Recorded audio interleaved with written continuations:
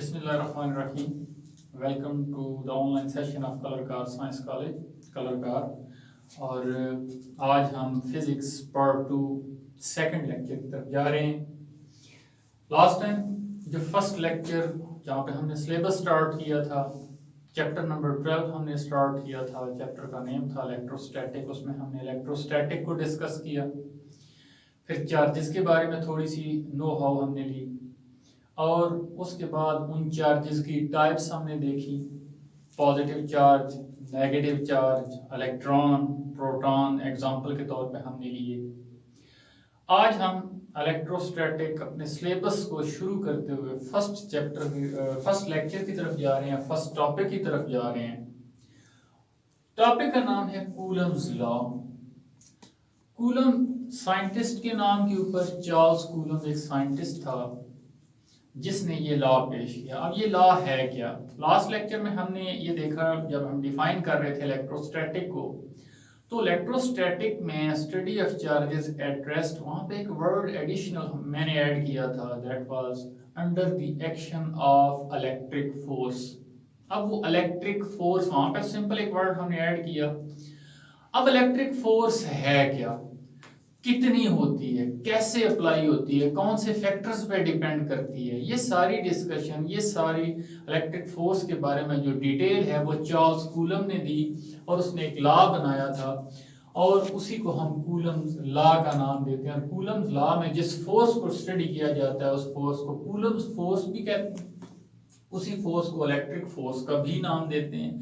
सो ये वही electric force है जिसकी डिस्कशन पिछले जो लेक्चर है उसमें हमारे पास पेंडिंग हो गई थी। सो इलेक्ट्रिक फोर्स, चार्जेस के दरमियान फोर्स। अब ये फोर्स कितनी होती है, कैसे होती है, इसके लिए चार्ल्स कूलम ने मुख्तलिफ फैक्टर्स, मुख्तलिफ चार्ज बॉडीज के दरमियान वो जो उसने अपना काम शुरू किया, तो मुख्तलिफ चार्ज बॉडीज के दरमियान फैक्टर चेंज किया, एटमॉस्फेयर चेंज की, डिस्टेंस चेंज किया, डिस्प्लेसमेंट चेंज किया, मैग्नेटिक चार्जेस, वो चार्ज की जो लिमिट है वो चार्ज ज्यादा किया, चार्ज कम किया, सारे फैक्टर चेंज करने के बाद उसने एक लॉ बनाया। उसने वो वाले फैक्टर साइड पे किए कि जो फैक्टर चेंज करने से अट्रैक्शन या रिपल्शन पे कोई इफेक्ट हो रहा था। लास्ट टाइम भी मैंने आपको बताया कि चार्जेस को देखा तो जा नहीं सकता, सिर्फ और सिर्फ उस अट्रैक्शन या रिपल्शन की बेस पे हमने अंदाजे लगाने होते हैं। तो चार्ल्स कूलम ने भी अंदाजे लगाए, तो उस अट्रैक्शन जब ज्यादा थी तो मतलब फोर्स ज्यादा, या रिपल्शन ज्यादा थी तो फोर्स ज्यादा, अट्रैक्शन रिपल्शन कम थी तो फोर्स कम। तो चार्ल्स कूलम ने क्या किया, फैक्टर्स जो अफेक्ट कर रहे थे उन्हीं को सेपरेट किया, और दो ही फैक्टर चार्जेस के दरमियान अट्रैक्शन या रिपल्शन की कमी या ज्यादती का बायस बन रहे थे। एक तो था कि उन चार्ज बॉडीज के ऊपर चार्ज कितना है, चार्ज की स्ट्रेंथ कितनी है। दूसरा, उन चार्ज बॉडीज या चार्जेस के दरमियान डिस्टेंस कितना है। दो फैक्टर्स ये अफेक्ट हो रहे थे, चार्ज की स्ट्रेंथ और डिस्टेंस बिटवीन द चार्जेस, मुख्तलिफ डिस्टेंसेस के दरमियान वो चार्ज। उसने तो चार्ज बॉडीज रखी, सिंगल चार्ज तो लास्ट टाइम भी आपको बताया, सिंगल चार्ज तो आज तक देखा ही नहीं जा सका, इलेक्ट्रॉन आज तक किसी ने नहीं देखा। असम्पशंस हैं, उन्हीं असम्पशंस को लेके हम आगे चलते हैं। उसने लॉ बनाया उस फोर्स के बारे में, द फोर्स ऑफ अट्रैक्शन और रिपल्शन। ये फोर्स अट्रैक्टिव भी हो सकती है और रिपल्सिव भी हो सकती है। सिमिलर चार्जेस के दरमियान ये रिपल्सिव होगी, ऑपोजिट चार्जेस के दरमियान ये अट्रैक्टिव होगी। द फोर्स ऑफ अट्रैक्शन और repulsion between two charges, two point charges, point means the single charge, और ये सिंगल चार्ज का वर्ड यूज करना या पॉइंट का वर्ड यूज करना असम्पशन है, सिंगल चार्ज देखा नहीं जा सका आज तक। Is directly proportional to product of magnitude of charges, कि जितना चार्जेस का मैग्नीट्यूड, स्ट्रेंथ ज्यादा की उसने, उतनी ही अट्रैक्शन या रिपल्शन। अब हम आगे वो भी देखेंगे अट्रैक्शन कब होगी, रिपल्शन कब होगी। तो वो अट्रैक्शन या रिपल्शन ज्यादा होगी जब मैग्नीट्यूड ज्यादा किया। And inversely proportional to the square of distance between them, और चार्जेस के दरमियान जब ज्यादा डिस्टेंस पे रख के स्टडी किया गया चार्जेस को तो वो फोर्स कम थी। डिस्टेंस कम करते गए वो फोर्स बढ़ती गई, डिस्टेंस ज्यादा करते गए वो फोर्स कम होती गई।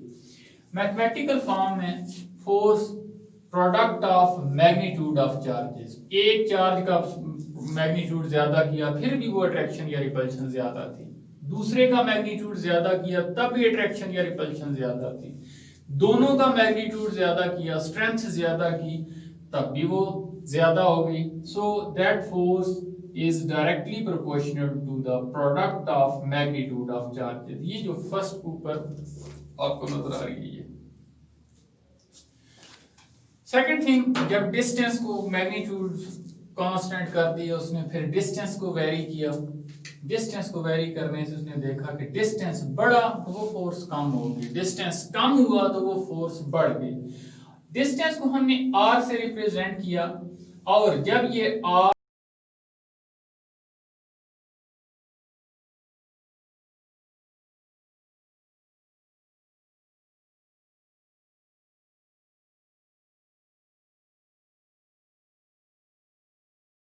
जो हम वेरी कर रहे हैं, दैट इज द डिस्टेंस, इनके दरमियान इनवर्सली प्रोपोर्शनल है, इनवर्स रिलेशन उनके दरमियान। इसके अलावा एज सच कोई ऐसा फैक्टर नहीं था, कोई एटमॉस्फेरिक चेंज करें या कोई एटमॉस्फेरिक कंडीशन चेंज करने से, टेम्परेचर प्रेशर चेंज करने से कोई इतना फर्क नहीं पड़ा। सो उनमें से कोई भी फैक्टर यहाँ पे मेंशन नहीं किया, यहाँ पे सिर्फ और सिर्फ वही फैक्टर मैंने भी लिखे हैं, और वो जो रिजल्ट सामने आया तो दो ही फैक्टर अफेक्ट हो रहे थे, दोनों की प्रोपोर्शनैलिटी हमने चेक की, एक का डायरेक्टली रिलेशन निकला, दूसरे का इनवर्सली निकला, दोनों को कंबाइन किया, हमारे पास जो Coulomb's force that is proportional to Q1 Q2, that is product magnitude of first charge magnitude of second charge divided by r square, that is square of distance between them.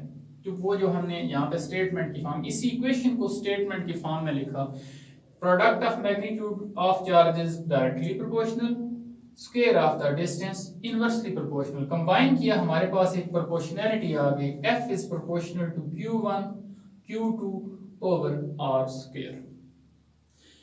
ये हमारे पास proportionality है, equation नहीं है, हमने इस proportionality को equation की form में कन्वर्ट करना है, इस प्रोपोर्शनैलिटी को इक्वल साइन में कन्वर्ट करना है। तो इक्वलिटी लाने के लिए हमें यहाँ पे एक कांस्टेंट की जरूरत है।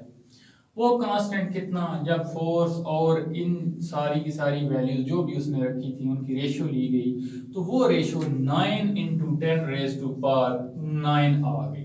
वो वाला कांस्टेंट 9 × 10⁻⁹ आया, फैक्टर चेंज किए, फोर्स बड़ी कम हुई, मतलब उनमें इस फैक्टर पूरे के पूरे Q1 Q2 और R स्क्वायर और फोर्स के दरमियान जब रेशियो निकली, आंसर आया दैट वाज 9 × 10⁻⁹, और ये कांस्टेंट वैल्यू, और ये वो वाला कांस्टेंट है, ये जो इस प्रोपोर्शनैलिटी को इक्वालिटी में कन्वर्ट करने के लिए हमें चाहिए था। सो हमारे पास इक्वेशन बन गई, F is equal to 9 × 10⁻⁹ Q1 Q2 over R square. और यूनिट ऑफ फोर्स, फोर्स जोन सी मर्जी हो, खा इलेक्ट्रिक फोर्स हो, खा कूलम्स फोर्स हो, खा न्यूटन्स वाली वो जो लॉज के अंदर हम पढ़ते हैं वो वाली फोर्स हो, तो फोर्स जहां भी इस्तेमाल होगी फोर्स की यूनिट न्यूटन ही होगी। तो unit of the electric force is to the newton. अब यहाँ पे हमारे पास ये जो कांस्टेंट आया, अब बजाय इसके कि हम बार बार 9 × 10⁻⁴ लिखें, हम चाहते हैं कि हम इसी कांस्टेंट को एक सिंबल की शेप दे दें, एक सिंबल की फॉर्म में कन्वर्ट कर दें। ये जो 9 × 10⁹ रेशियो आई थी, दैट वाज द कांस्टेंट, उस कांस्टेंट को हमने स्मॉल के सिंबल से रिप्रेजेंट कर दिया, और यहाँ पे ये सिंबल शो करें, यहाँ पे वो वाला सिंबल हम सिंबॉलिक अपनी आसानी के लिए दे सकते थे कि जो पहले इस्तेमाल ना हो चुका हो। सो के से हमने रिप्रेजेंट कर दिया, स्मॉल के जहां भी यूज होगा इसका मतलब है कि ये कूलम्स फोर्स वाला, कूलम्स लॉ के अंदर जो यूज हो रहा है कांस्टेंट, जिसकी वैल्यू 9 × 10⁻⁹ ही है, और इस स्मॉल के की यूनिट है Newton metre square per coulomb square. वो इस फार्मूले से भी हमारे पास आ सकती है, फोर्स की यूनिट न्यूटन है, आर की यूनिट मीटर है, चार्ज की यूनिट कूलम है तो न्यूटन, के को जब हम एक साइड पे रखते हैं तो newton metre square force into distance square divided by q1 q2 coulomb square बनता है। तो unit of K is the newton metre square per coulomb square. अब के की एक तो हमने 9 × 10⁻⁹ को के एक सिंबल की शेप दे दी, शक्ल दे दी, नाम दे दिया। अब हम मजीद इस 9 × 10⁻⁹ को मजीद हमारे पास पॉसिबिलिटी है कि नेक्स्ट कांस्टेंट्स की फॉर्म में कन्वर्ट कर सकें। तो k की value 9 × 10⁻⁹ 1/4 pi epsilon naught, where 4 is constant, pi is constant, epsilon naught permittivity of free space, इसकी वैल्यू 8.85 × 10⁻⁷ समथिंग आती है। सो हमारे पास एक और शेप भी आ जाती है कि 1/4 k की वैल्यू या 9 × 10⁻⁹, ये तो एग्जैक्ट उसकी वैल्यू है कांस्टेंट की फॉर्म में, फिगर्स की फॉर्म में, जबकि एप्सिलॉन नॉट एक परमिटिविटी ऑफ फ्री स्पेस एक कांस्टेंट है, 1/4 पाई एप्सिलॉन नॉट की फॉर्म में भी हम रिप्रेजेंट कर सकते हैं इसे।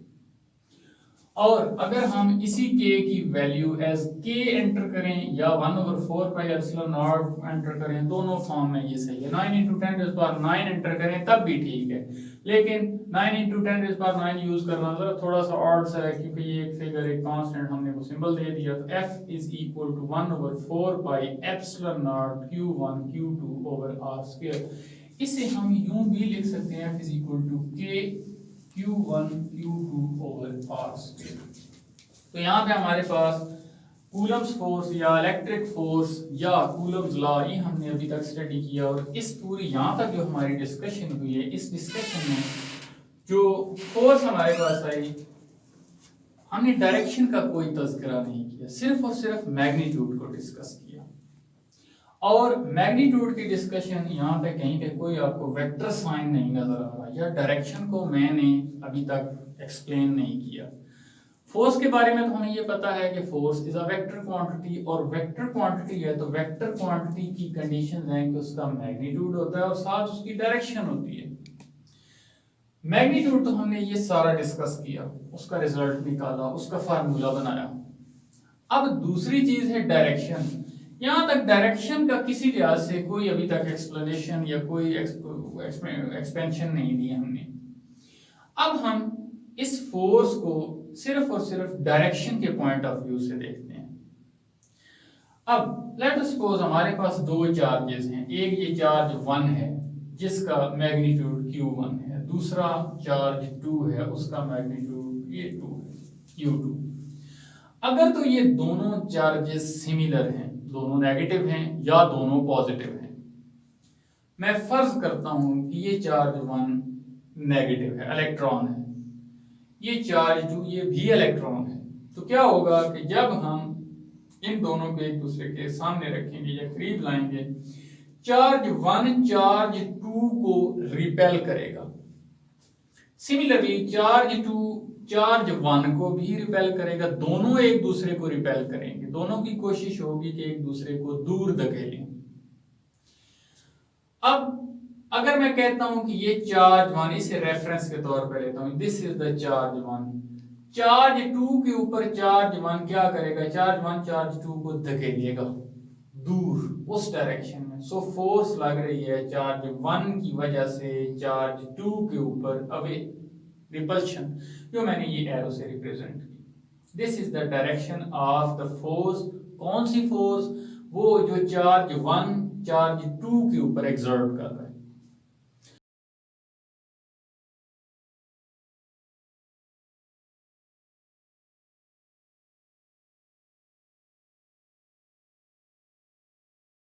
कर रहा हूं जो चार्ज 2 चार्ज 1 के ऊपर एक्सर्ट कर रहे हैं। अगर दोनों पॉजिटिव चार्जेस हम कंसीडर कर लें तब भी रिजल्ट सेम यही आएगा, वो दोनों भी इन्हीं डायरेक्शंस में एक दूसरे को रिपेल करेंगे। अब अगर दोनों ऑपोजिट चार्जेस, क्योंकि यहाँ पे मेंशन है अट्रैक्शन और रिपल्शन, सिमिलर चार्जेस रिपल्शन, अगर ऑपोजिट रखें तब क्या होगा, ये चार्ज 1 ये चार्ज 2, एक का मैग्नीट्यूड q1 एक का q2, एक प्रोटॉन है तो दूसरा इलेक्ट्रॉन, एक पॉजिटिव है तो दूसरा नेगेटिव, एक को पॉजिटिव चार्ज कंसीडर करते हैं दूसरे को नेगेटिव करते हैं, तो फिर क्या होगा कि ये चार्ज Q1 Q2 को अपनी तरफ खींचेगा। पहले रिपल्शन थी, अब अट्रैक्शन है, और इसी तरीके से यहाँ चार्ज 2 चार्ज 1 को अपनी तरफ खींचेगा, अट्रैक्शन होगी। तो ये F12 वो वाली फोर्स है कि जिस फोर्स से चार्ज 1 चार्ज 2 को अपनी तरफ खींच रहा है, और F21 वो वाली फोर्स है कि जो जिस फोर्स के साथ चार्ज 2 चार्ज 1 को अपनी तरफ खींच रहे हैं। तो ये तो होगी डायरेक्शन, अट्रैक्शन और रिपल्शन की वजह से। अब हमने चूंकि यहाँ पे मैग्नीट्यूड और डायरेक्शन हमारे पास आ गई, अट्रैक्शन या रिपल्शन, दोनों चार्जेस एक दूसरे को अट्रैक्ट करते हैं तब भी हमने डिस्कस किया, रिपेल करते हैं तब भी हमने डिस्कस किया। अब फोर्स की डायरेक्शन चेंज हो सकती है, बट मैग्नीट्यूड पे किसी किस्म का कोई इफेक्ट नहीं होता। पॉजिटिव दोनों ले लें तब भी सेम इन्हीं रूल्स को वो फॉलो करेंगे, अगर दोनों नेगेटिव ले लेते हैं तब भी इन्हीं रूल्स को फॉलो करेंगे। लेकिन फोर्स की जो डायरेक्शन है, रेफरेंस 1 को लेंगे चार्ज 1 को तो उसकी डायरेक्शन कुछ और होगी, अगर रेफरेंस के तौर पे चार्ज 2 को लेते हैं तो उसकी डायरेक्शन टोटली ऑपोजिट होगी दूसरे चार्ज के लिए। सो फोर्स वेक्टर की फॉर्म में अगर हम लिखें तो मैग्नीट्यूड इनटू डायरेक्शन, मैग्नीट्यूड हमने डिस्कस कर लिया। अब आगे direction, F unit vector, direction को हम यूनिट वेक्टर से ही रिप्रेजेंट करते हैं। फर्स्ट ईयर चैप्टर नंबर 2 में हमने एक यूनिट वेक्टर स्टडी किया था, that was the vector which is used to explain the direction of a vector. तो ये फोर्स ऊपर कैप ये यूनिट वेक्टर को रिप्रेजेंट करता है। तो यहाँ पे बजाय इसके कि फोर्स के ऊपर यूनिट वेक्टर, ये हमने एक सिंबल यूज किया स्मॉल आर और ऊपर यूनिट वेक्टर। फोर्स का मैग्नीट्यूड ये है और साथ this is the direction of the force. अब F is equal to K Q1 Q2 over R square into R unit vector, force magnitude into direction। अब ये वेक्टर की फॉर्म में हमारे सामने आ गई। अब यहाँ पे एक छोटी सी और चीज कि ये फोर्सेस मैंने आपको बताया कि रेफरेंस एक चार्ज को रखेंगे तो उसकी डायरेक्शन कुछ और होगी, दूसरे को रखेंगे तो कुछ और। अब रेफरेंस कौन सा होगा कौन सा नहीं, उस चीज को, उस कंफ्यूजन से बचने के लिए मैं क्या करता हूं कि F12 F वो वाली फोर्स जो चार्ज 1 चार्ज 2 के ऊपर लगाता है, यहाँ पे मैग्नीट्यूड तो सेम क्योंकि चार्जेस चेंज कोई नहीं हो रहे और डिस्टेंस वही उसी हिसाब से वो इसी रिलेशन को फॉलो कर रहे हैं। डायरेक्शन R12 F12 वेक्टर की फॉर्म में मैग्नीट्यूड सेम जबकि डायरेक्शन वो वाली है कि जो 1 चार्ज 2 के ऊपर लगा रहा है, जो वहां पे हम एक्सप्लेन कर चुके हैं। सिमिलरली F21 वो वाली फोर्स जो चार्ज 2 चार्ज 1 के ऊपर लगाता है, सो R21 से हम यहाँ पे रिप्रेजेंट कर देते हैं। सो F12 हो या F21 हो, दोनों के मैग्नीट्यूड सेम रहेंगे। फर्क कहाँ पे पड़ेगा? फर्क पड़ेगा सिर्फ और सिर्फ उनकी डायरेक्शन में, और उन दोनों की डायरेक्शन एक दूसरे से अपोजिट होगी। F12 is equal to minus F21, फर्क पड़ेगा सिर्फ डायरेक्शन की वजह से माइनस, बाकी मैग्नीट्यूड सेम है। तो यहाँ तक हमने कूलम्स लॉ को स्टार्ट किया। कूलम्स लॉ में हमने फोर्स का पहले मैग्नीट्यूड डिस्कस किया, कूलम फोर्स का या इलेक्ट्रिक फोर्स का, फिर उसके बाद हमने उसकी direction of electric force discuss की, और यहाँ तक आज हम इसे समराइज करते हैं। नेक्स्ट टाइम हम इंशाल्लाह इस फोर्स के ऊपर और कौन कौन से फैक्टर अफेक्ट हो सकते हैं या अफेक्ट होते हैं, स्पेशली मीडियम दरमियान में रखें। अभी तक तो हमने चार्जेस के दरमियान कोई चीज कंसिडर नहीं की, लेकिन अगर दरमियान में कोई मीडियम रखेंगे तो क्या होगा, कैसे अफेक्ट करेगा वो, तो उस चीज की डिस्कशन हम इंशाल्लाह नेक्स्ट लेक्चर में करेंगे। आज के लिए इतना ही, नेक्स्ट टाइम इंशाल्लाह मुलाकात होगी आपसे। बहुत शुक्रिया, अल्लाह हाफ़िज़।